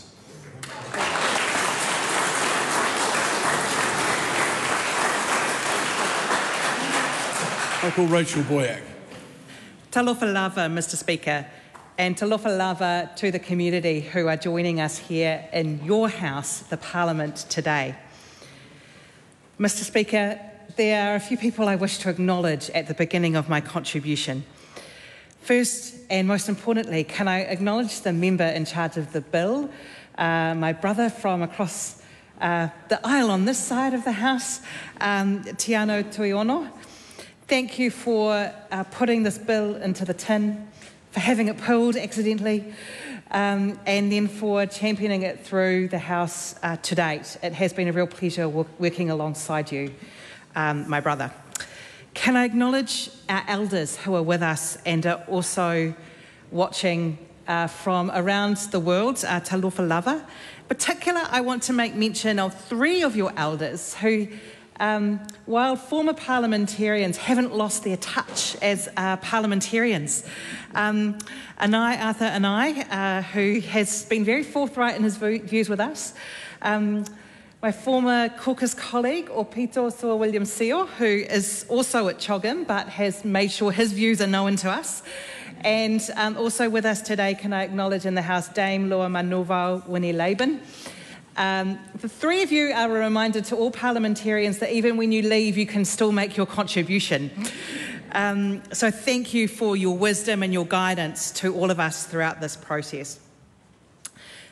Can I pay particular attention to acknowledge Whalamaii Lesa, who took the case to the Privy Council all those years ago, and having her engage in this process and submit to the committee has been a very powerful thing. I also want to acknowledge her son, my constituent in the mighty electorate of Nelson, Ian Lesser, who has also been a very useful source of advice to me as we go through this process. So acknowledge you both. As chair of this committee, it has been a very humbling process to hear the stories of the submitters. And throughout that process, we have been guided and assisted by a number of people. And so I want to take the time today to thank those officials. We had a rather record number of officials giving advice from the Department of Internal Affairs, from the Ministry for Pacific Peoples, from MB, from the Ministry of Foreign Affairs and Trade. But can I pay particular thanks to the Parliamentary Council Office. Our committee, I'm proud to say, is a committee of pedants. We do like to dig into the detail, and dig into the detail we did. And having the guidance and advice from the Parliamentary Council Office ensured that as we were drafting the amendments to this legislation, we can have the confidence that our intent is very clear in what we have written, and we wouldn't be able to do that without the support of the Parliamentary Council Office. Finally, to all of the members on the Select Committee, Deputy Chair Cameron Brewer in particular, who also chaired some of the submission hearings, and my sister, who cannot be with us today, but we send her all of our love and support. Lamonga Lydia Sorsene, who has been right by my side throughout most of this process. I'm really missing you today, sister. I wish you were here. This has been your mahi as well, and I know that I speak for all of us that we wish you every good wish, every prayer, and all of our love as you go through the treatment that you are going through and come back to us well and able to contribute again. So now to the bill. As I said, it is very humbling to be able to talk to this bill. This bill, it rights a historic wrong that was done to our community by the Parliament in 1982. And today is another step in that journey of righting that wrong. Can I refer everyone, please, to what is a very detailed Select Committee report? Please do read it. I don't want this just to sit on people's bookshelves not being read. Please read it. It has a lot of very useful information that I won't be able to talk to all of it today. We are hoping soon to be able to have this translated into Samoan. We weren't able to do that in time for our report back because we finished it the day before we reported back. But we are working with officials so that we can get this translated into Samoan. And on that, I want to acknowledge a point that my sister Lamonga Lydia Sorsene made throughout this process, and a note to officials in particular, how important it is that our officials communicate clearly with our Samoan community here in Aotearoa, but also in Samoa and other parts of the world, about the clauses in this bill, about how it will apply, about how it will be implemented, so that it is easy for people to follow. It's a point she's made, I think, very, very well. We've made it in our report, and so part of that will be ensuring that this report is ultimately translated into Samoan so that people who can read and write in Samoan can read their version of the report. That was important to us. I wanted to point out 3 areas where there was some disagreement at committee, and this was off the back of the wonderful contributions from submitters. The first was about whether we repeal or replace. Repeal and replace this legislation, or whether we repeal and then move those clauses into other pieces of legislation. The advice we received was that it was actually a bit of a line call. In amending the original legislation, it probably will be easier for officials to be able to interpret it in terms of eligibility. But also, I want to acknowledge that there is a symbolism in being able to repeal that act and the name of that act and all of the hurt and the mamai that it caused. My view is still that we could repeal that bill and pick up those important clauses, like the ones that relate to the Treaty of Friendship. We could pick those up and put them in other legislation.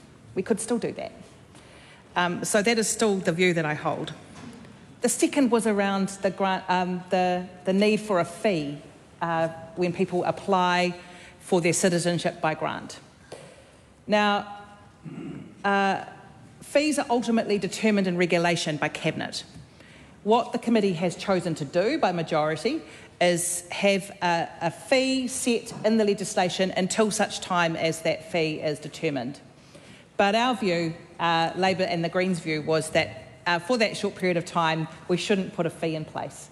There should be a window of opportunity for people who have suffered the trauma, who have gone through the hurt, to be able to apply for their citizenship without a fee. And the final point where there was disagreement was where we do extend this to in terms of descendants. The views of the Labor and Green members on the committee was that we should extend it to the next cohort, and those are the descendants of those affected who were born before 1962. And that is all laid out in the Select Committee report in terms of our views and the reasoning around that. What I will say is that we have two more stages of this bill to go through, the Committee of the Whole House and then the third reading. And it is likely we will consider some amendments to put forward at the Committee of the Whole House. Ultimately, though, that will be the decision of the Parliament, but we will work through that process over the coming weeks. I just want to make one final point, which was a particular concern we heard from the community, but that is out of scope, but we have made some commentary about it in our report. And that is the visa settings for people from Samoa coming to New Zealand, coming to Aotearoa. We heard very clearly that it is onerous, that it takes a lot of time, and that particularly when you have cultural and ainga contributions to make, where people need to come back to Aotearoa, maybe for a wedding or for a funeral, having to go through that visa process is onerous and doesn't feel fair to a community that we have a deep and lasting relationship with. And so the committee was unanimous in calling for the government to look at those settings, to have a look and see if we can make some improvements so that it is easier for the people of Samoa to come to New Zealand, particularly in times of a crisis. Finally, can I just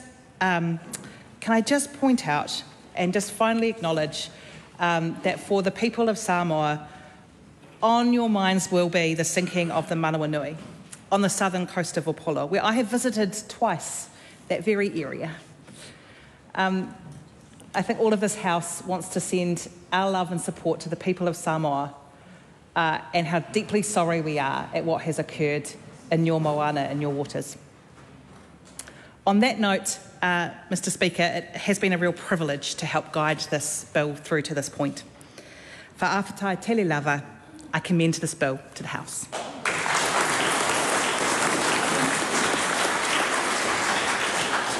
Tim Cook.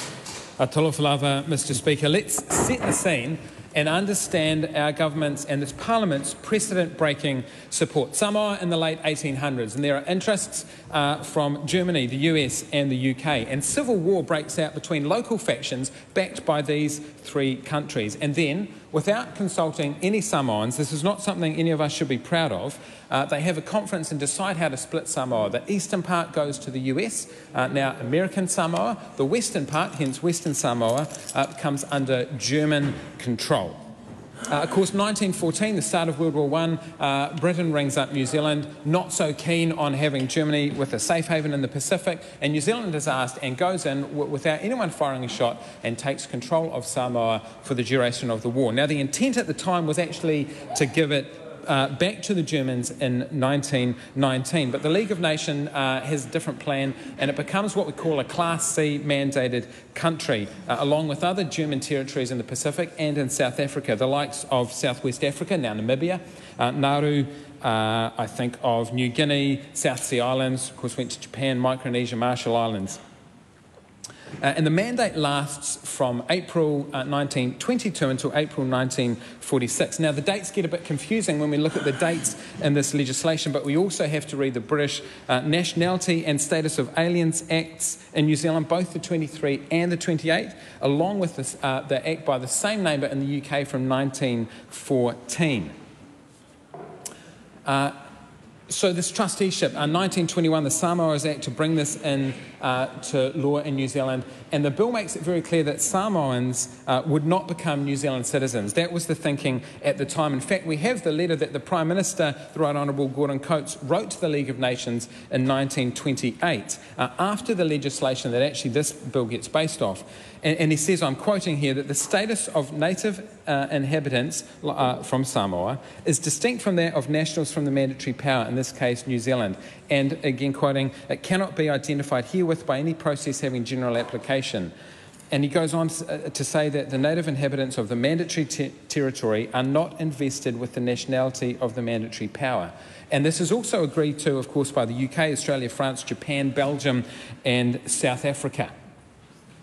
And none of those countries have ever gone on to give citizenship to any of those trustee countries. This is the first time in history that a trustee administrated country will be given citizenship. So this is incredibly significant. That's the start of the period and the thinking at the time and New Zealand's intent not to give citizenship. Let's fast forward to the end. It's the first Labour government, of course, Savage and then Fraser, and Labour's Minister of Internal Affairs at the time, the Honourable Bill Parry, again makes it clear that Samoans, in his view, and that government's view, are not New Zealand citizens when he's commenting on the law changes they're putting through in the 48 bill. And I'm quoting from the Labour government, the inhabitants of Western Samoa are not British subjects because trustee territories and protectorates are not in the legal sense part of His Majesty's realm. In fact, the Privy Council accept the intent of that Labour government, and that's why the cut-off now sits at 1948 in both the 82 legislation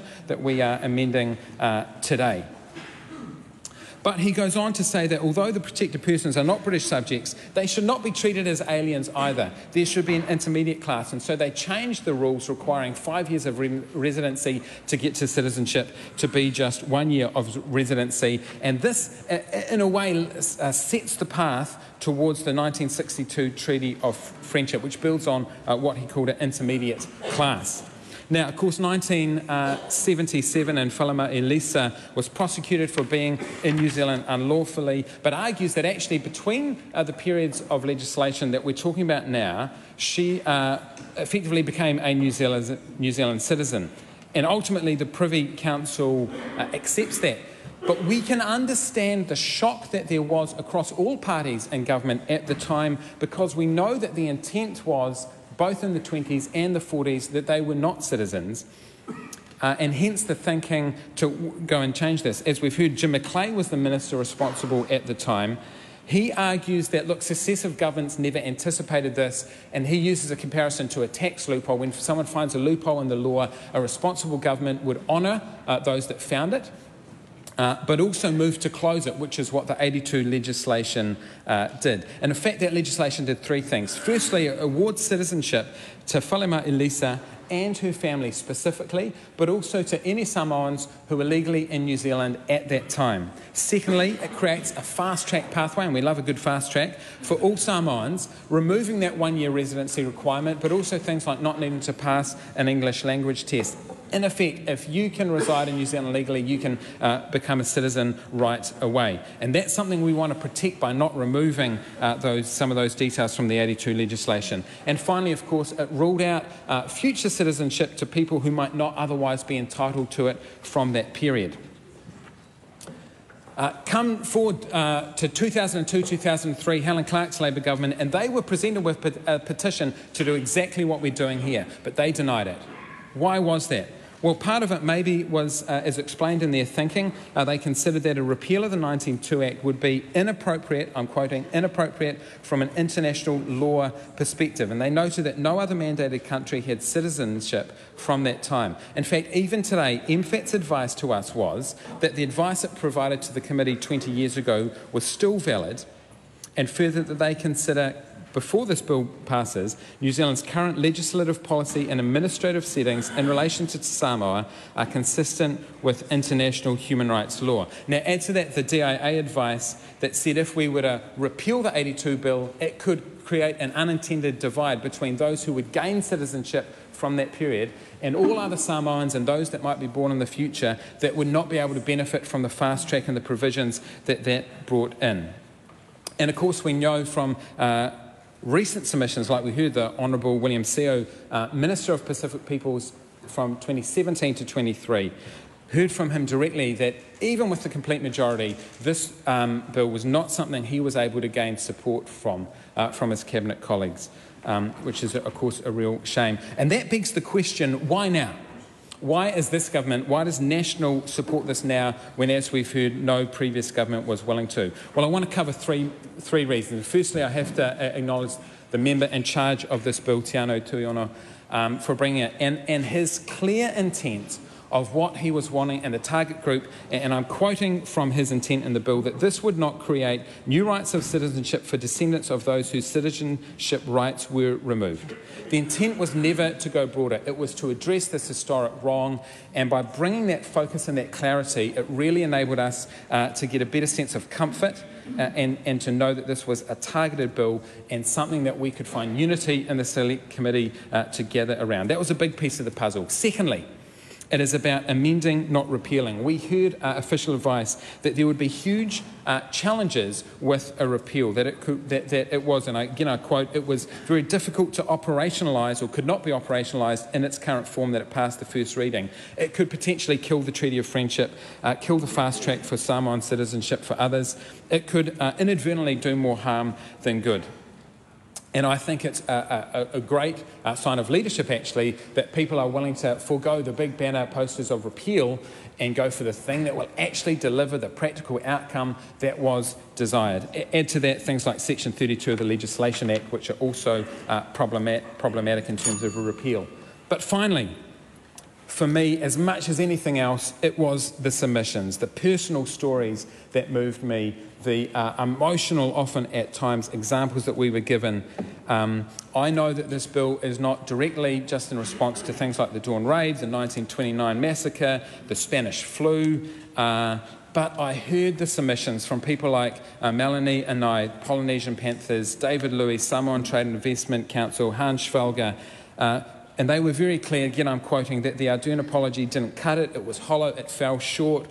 And this bill is an outward and visible sign of an inward and invisible bond that our two countries share, and one small step, as the Greens mentioned, to show more than just words. Secondly, it was the personal stories from people who lived in this period, or perhaps their children. I think of Akanesi Taupo-Polilo and Rome Vui Vauliko, I apologise for my pronunciation, their parents personally impacted. Akaripa Toa Alapai Ali'i, who is from this generation, has to apply for a visa to visit his grandchildren, or Matayo Lemevivi, who wanted their grandfather to be able to come and visit them. Or Lealasa Tovio, her and her sister, both born in the 40s. She has citizenship, but her older sister, born in 46, doesn't. Now they both could become citizens. There is no legal precedent for this bill, I'm convinced. There is no legal right or requirement, but let's do it anyway. This is a focused bill on one small group. It's actionable, it's amending, not repealing, and it's a bill I look forward to a constructive committee stage with. I commend the bill to the House. This is a split call. I call Right Honourable Adrian Rurawhi. La whiunga e whawhunga whitalai māsui māmalua o le palemene. Kia koutou aku tuakana. Ngā mātua, ngā whaia, ngā rangatira katoa taitu ki a koutou tamariki mokopona ana ia au. E tuku mihi atu ki a koutou, nau mai, hara mai, ki o tātou paremata. Nō reira, tēnā rā tātou. I joined together with colleagues around the House and acknowledge everyone that has worked towards this day. It's good to be on the right side of history. And my biggest thank you really goes to Te Anau Tuiono, nō Te Rōpū Kākāriki, the only party that has not been in government from 1982 to now that could actually do something about it. And today, they're the only party that has. And I acknowledge them. Because whilst Cameron Brewer might claim that the current Prime Minister is doing something about it, I kind of think he was forced into it. Forced into it by his colleagues in New Zealand First and the ACT Party. So let's not overplay that position. Because this bill is not over yet. And some of us think it should go a bit further. And I'm going to support my colleagues who have done a lot of work on this, along with Te Ana Tuiona. And let's see and test whether Cameron Brewer is right. Because if he is, then the Prime Minister will do the right thing. And make sure at the committee stage, when those amendments go up, they vote for it. No good standing in this at the second reading and proclaiming how good the Prime Minister is now.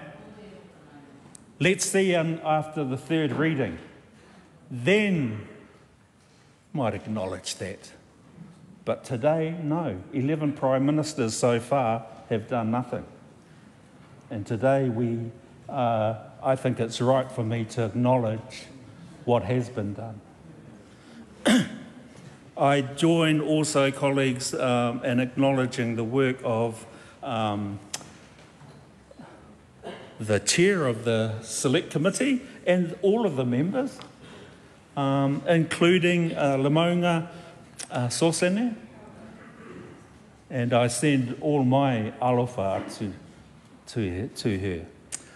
Madam Speaker, everything's really been said, but I really wanted to say it's good to be on the right side of history, but this is not the only piece of legislation which is on the wrong side of history.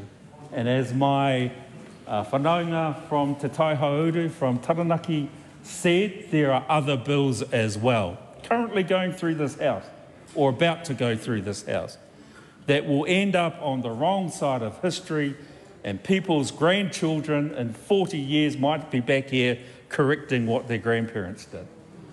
So be careful what you pass in through this House. Madam Speaker, thank you for the opportunity of speaking.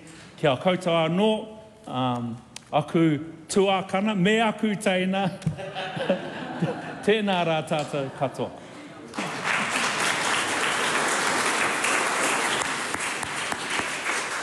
Madam Speaker. Greg Fleming.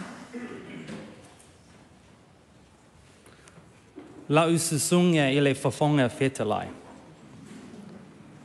Whawhetai mo lena awanoa whaaro, ua o maweina e mawhai una, o tautala ai lena pili.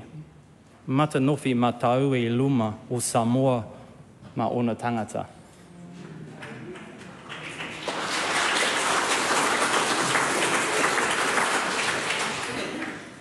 Whawhetai lava, ile tō aua e mai lenei taiao ua matanofi ai lenei aso. Whawhetai mo le tō sao mo Aotearoa, ai mai si le tō loto ainga, mo si o tatou atu nuu. Ua manuia le atu nuu nei, ona o autau.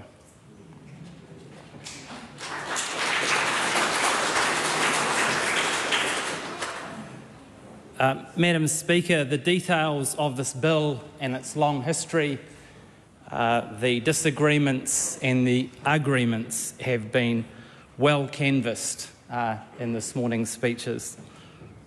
So instead of going over them again, I wanted to take this moment of great honour in your presence to acknowledge the extraordinary people of Samoa and to give thanks for all that you bring to Aotearoa. I thank you for your grace, I thank you for your patience, I thank you for your perseverance, and most of all, I thank you for your example to us all in Aotearoa. You and your culture have never forgotten what matters most. And as I hopefully spoke to in your most beautiful language, perhaps only equalled by te reo taki o te whenua nei, is my deepest appreciation for that example that you provide to us all. In the brief time that I have, can I also acknowledge my colleague Tiano Tuiono. Tēnā koe te pika, te nui nā o te wā, for championing this bill, for wanting to right this injustice. Thank you so much. To my colleagues across the House who have worked so hard on this piece of legislation at the Select Committee, tēnā koutou. And to the good spirit of this House, the thoughtful consideration, the genuine listening, it turns out it leads to good law, or at least to better law. We should do it often. Can I also mihi to my colleague and friend Margaret, or Mags, Epati. You are an absolute delight and treasure to work with. And it's awesome that you just happened to be here on this day and that I was given the opportunity to speak. My colleague Minister Chris Pink spoke in his remarks earlier this morning of the beautiful hymn that he heard. In my experience, that is an expression of who you are, of your commitments and of your example. And therefore, aolei umalau tautalanga, o ti toi whaewhitai atu Samoa, wha malo le tautau ai, wha malo le loto atu nuu, malo le loto toa malo le loto tele, whaewhitai ile tō nonofo ai I lene atu nuu o Aotearoa, aua se silinga manuia mo auto ainga I Samoa. Wha manuia lea tua. He rereke ki te reo taki anō. Wha manuia lea tua. Whaawhitai.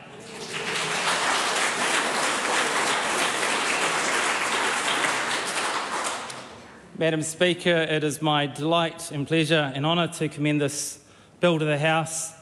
685 to the world.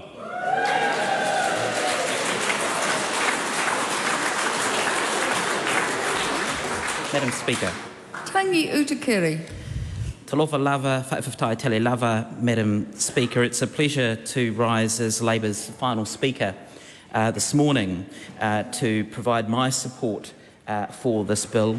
And, Madam Speaker, I do so as a member of Labour's Pacific Caucus, and I do so on behalf of my Samoan constituents of Te Papaioia, Palmerston North.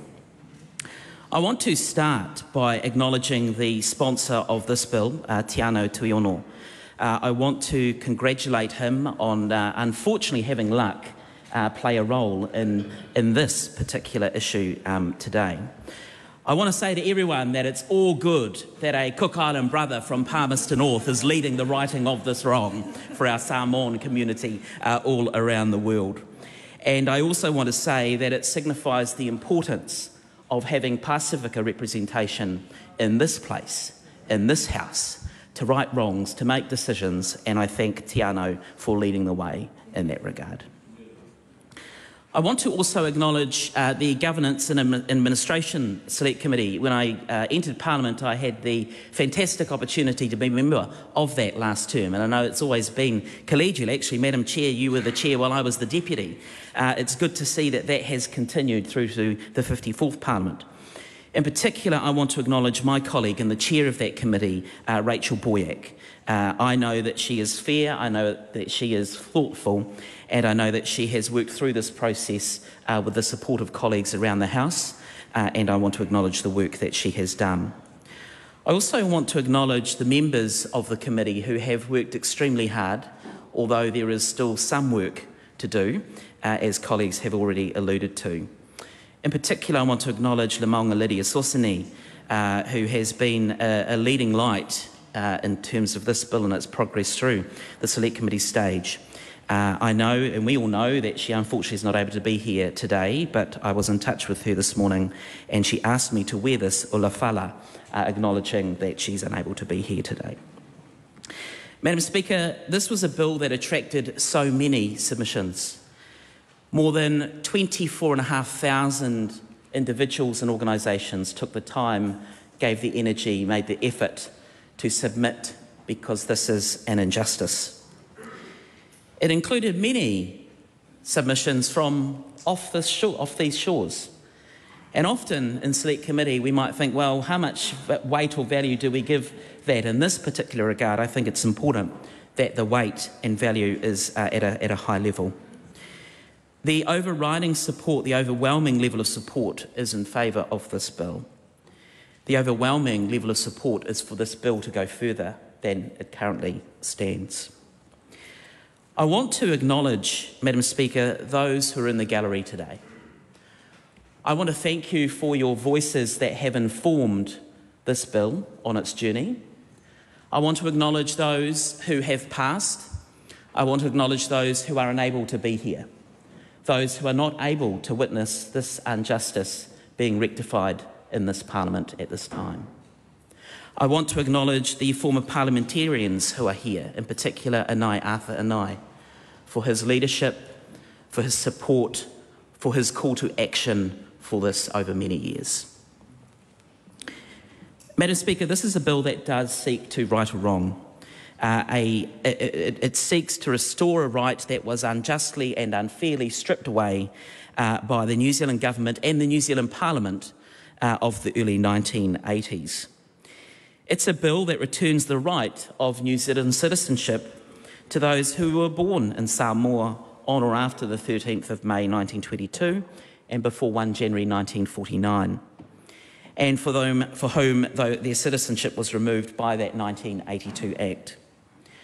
What's pleasing to hear at this point in time is there is a level of support which sits at that unrivalled level here in the New Zealand Parliament, unanimity for this particular bill.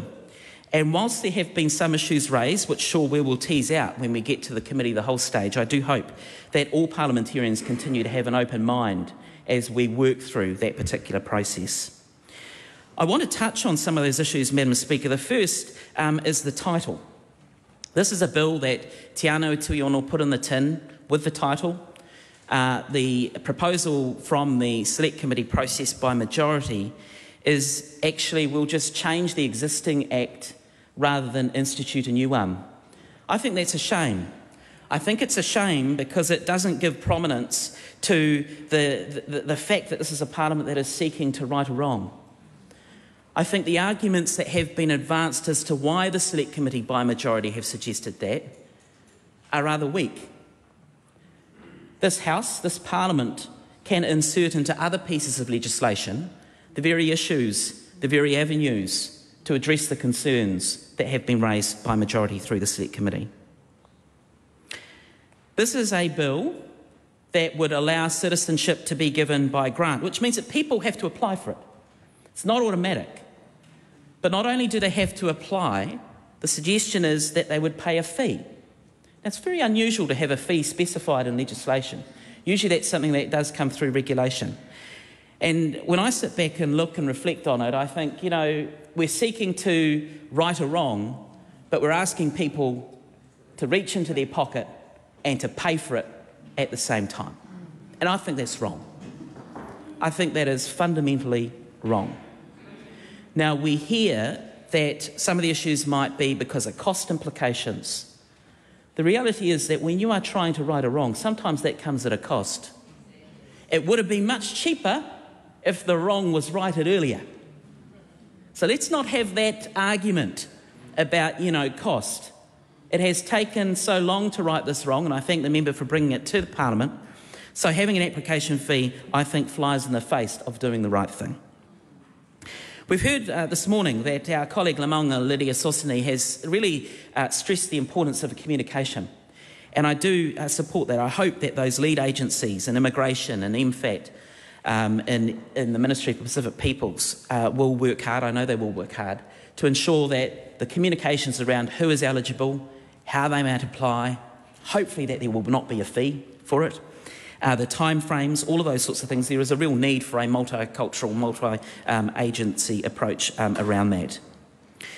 Madam Speaker, the Labour Party does join with the Greens in progressing through the committee stage the possibility of extending eligibility for this to include descendants who were born before the 1st of January 1962. This is something that is in the Select Committee's report.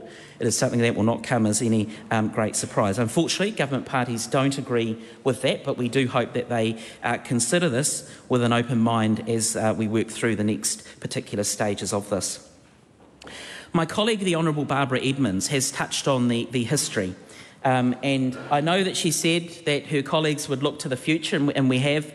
Members of the House know I used to teach history, so I couldn't resist a little sort of inclusion of history there. I used to teach a unit called New Zealand's Search for Security, and in it was a photo that was pretty prominent actually in the textbook, and it's from 1st January 1962. It's a photograph of the first Prime Minister of Samoa, the current Prime Minister's father, and the New Zealand Prime Minister at the time, Keith Holyoake. And they were taking down the trustee flags on that particular day to acknowledge the change. You know, you look at this photo and you think of all the hope, the aspiration, the change, the good stuff that's about to come. And the sad reality is that there were so many things in history since that time that I think New Zealand as a country should be rather ashamed of. Whether it's about the Dawn Raids, whether it's about the various protest movements, the Mau movement and others, and the sort of notion of events that took place. My colleague, the Right Honourable Adrian Rurafi, is right. When we look at seeking to right those wrongs, it has always been led from the left of this Parliament. When I think about Helen Clark providing the formal apology, when I think about Jacinda Ardern and the process of apology for the horrific nature of the Dawn Raids experiment, the Dawn Raids experience, when I think about our colleague Tiano Tuiono from the left leading this particular bill that will make a huge difference, but more importantly, it will go down in New Zealand's history as righting a wrong that we should all be ashamed of. It is the left that leads, but it means that everyone in this Parliament is open to join and be collaborative around ensuring that we do the right thing. Madam Speaker, I commend this bill because it is the right thing to do, and I hope that this bill will continue to go further than it currently does.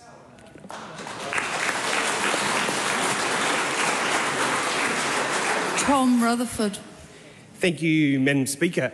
Well, I have a serious frog in my throat after listening to 11 superb contributions. So thank you. Te lofa lava. It gives me great pleasure to rise as the final speaker on the Citizenship Western Samoa Restoration Amendment Bill. Today, we continue the journey to right a historical wrong and strengthen the bonds between New Zealand and Samoa. Firstly, I want to acknowledge our guests in the gallery, the community leaders and members of our Samoan community who have travelled from across New Zealand and the world to witness this legislation being debated in Parliament. I particularly acknowledge those families who have carried the burden of the 1982 Act, the elders who have waited decades to see this wrong put right. To them, I say, whaawhiatai tale lava. Thank you for your patience and dignity.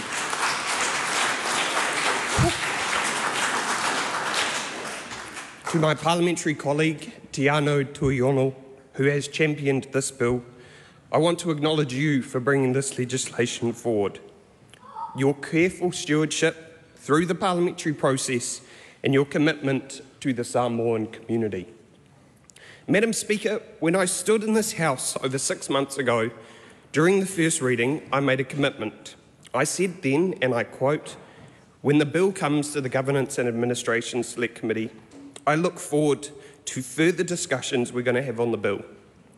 I look forward to understanding the perspectives that we're going to be hearing on the Select Committee and the real-world implications that this bill may have for people. And I appreciate the opportunity that those people will have at the Select Committee with the wider support that has been given across this House. At that time, while the National Party had concerns around the risk of eligibility changes and the lack of consultation with the Government of Samoa, we made it clear we would approach the Select Committee process ready to listen, learn and prepared to change our minds. These initial concerns focused particularly on our obligations under the Treaty of Friendship and the potential scope of eligible individuals. Madam Speaker, on the Select Committee, learn we did. The testimonies we heard, the stories shared, and the profound impact of the 1982 Act on families and communities became crystal clear through the process. To those in the public gallery and watching at home who submitted, who presented to the Select Committee, and who made your views clear, thank you. Your courage in sharing your stories, your determination to see justice done, and your unwavering dignity throughout this process has been instrumental in bringing us to where we are today. The journey to this point has been long. In 1982, through an Act of Parliament, countless Samoan individuals were stripped of their New Zealand citizenship. Today, we begin the process of restoration. I do want to outline the precise scope of eligibility under this legislation, as amended through the Select Committee process. The bill specifically provides the right to citizenship for several clearly defined groups. Firstly, those who were born in Western Samoa between 13 May 1924 and the 1st of January 1949, and who were British subjects solely by virtue of that birth. Secondly, women who became New Zealand citizens on 1st of January 1949 through marriage to such persons. Thirdly, descendants of those born in Western Samoa during the period who were themselves born before 1st of January 1949 and were British subjects. And finally, women who became citizens through marriage to such descendants. One of the most significant changes made through the Select Committee process was the decision to amend the 1982 legislation rather than repeal it entirely. This was not a decision taken lightly. The majority of Select Committee members concluded that a full repeal was not necessary and that there were compelling reasons to retain several of the Act's provisions, though I acknowledge that our colleagues from the Green Party and Labour had different views on this matter. This careful approach reflects our deeper understanding of the complexities involved.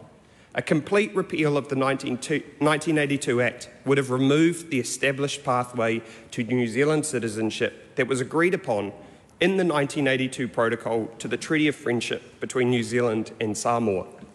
Furthermore, such a repeal would have had significant implications for New Zealand's relationship with Samoa, potentially affecting the broader framework of the Treaty of Friendship between our countries. Instead, the amendment approach we have taken provides a clearer, more straightforward pathway to citizenship restoration while maintaining our international obligations and preserving the important diplomatic frameworks that guide our relationship with Samoa. The amendment demonstrates our commitment to both justice and diplomatic responsibility. The bill establishes a clear and accessible process for eligible individuals to reclaim their citizenship through several key provisions. It introduces a new Section 7A, creating a special category of citizenship restoration that acknowledges the unique circumstances of these individuals. It sets out a transparent application procedure through the Minister of Internal Affairs, ensuring that the process is straightforward and dignified. And it establishes a reasonable application fee of $177 with provisions for partial refunds if applications are withdrawn, making the process accessible while maintaining administrative efficiency. The amended legislation also maintains important safeguards by applying relevant sections of the Citizenship Act 1977. These include provisions for delegations of powers, requirements for oaths of allegiance, issuance of citizenship certificates, and necessary regulatory frameworks. These safeguards ensure the integrity of our citizenship processes while facilitating restorations of rights. Through consultation with the Samoan government during the Select Committee process, we can be confident that these changes will strengthen, not compromise, our relationship with Samoa. This consultation process has been crucial in ensuring that our actions align with both countries' interests and expectations, particularly in respect to the Treaty of Friendship. Madam Speaker, throughout this process we have witnessed something remarkable: the power of democratic process when guided by compassion and justice. The journey of this bill from its first reading, where it rightly faced some concerns, particularly from the National Party, to today, where it enjoys broad cross-party support, demonstrates the importance of genuine consultation and listening. The Select Committee process revealed not just the technical aspects of citizenship law that needed addressing, but the human stories behind every clause and amendment. We heard from grandchildren who spoke of their grandparents' pain, from community leaders who have worked tirelessly to keep this issue alive, and from those of you directly affected who have waited 4 decades for change. These testimonies help shape our understanding of what this bill means, not just as a piece of legislation, but as a pathway to reconciliation. This bill also serves as a reminder of the special place that our Pacific neighbours hold in New Zealand's heart. As we move forward with this legislation, we also reaffirm our commitment to being a responsible partner in the Pacific, one that acknowledges past wrongs and works actively to address them. To our Samoan community watching today, this legislation acknowledges your place in the fabric of our nation and reaffirms the special relationship between our two countries. Your stories, your patience, your dignity throughout this process have helped shape this legislation. Madam Speaker, this bill represents a significant step forward in addressing historical injustices while strengthening our Pacific partnership. As we move forward together, may this bill serve as a testament to our commitment to justice and to enduring bonds between New Zealand and Samoa. May it remind future generations that it is never too late to right a wrong, and that the strength of our nation lies in our willingness to acknowledge past mistakes and work towards a more just future. Wha whiatai tale lava, I commend this bill to the House.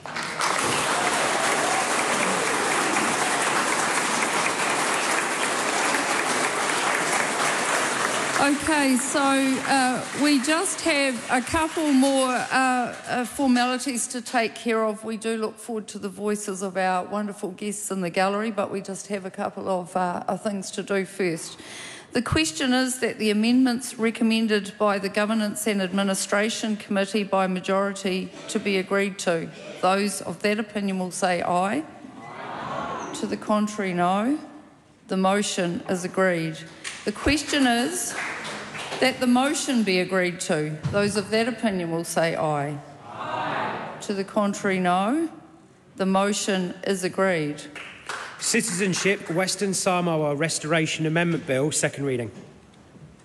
This bill is set down for committee stage next sitting day. Now we welcome your singing. Thank you.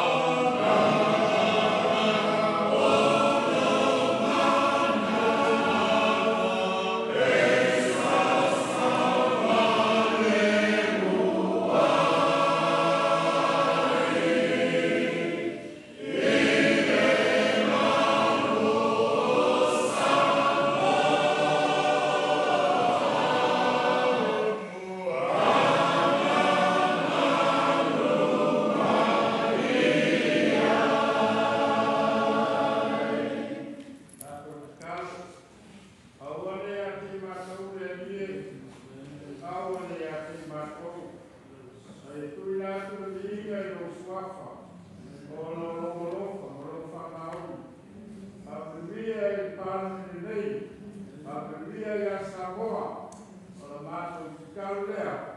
Amen.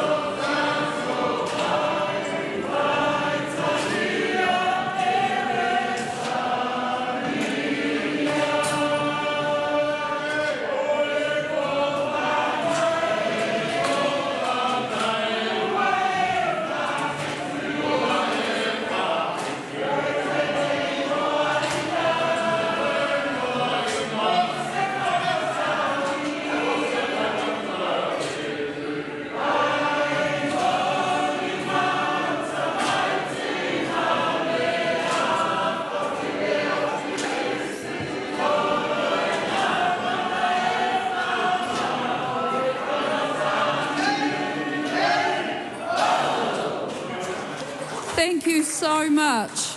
I'm now going to call the members of the House to order because I know that there's going to be further celebration that has been organised by my Assistant Speaker, Tiano Tuiono.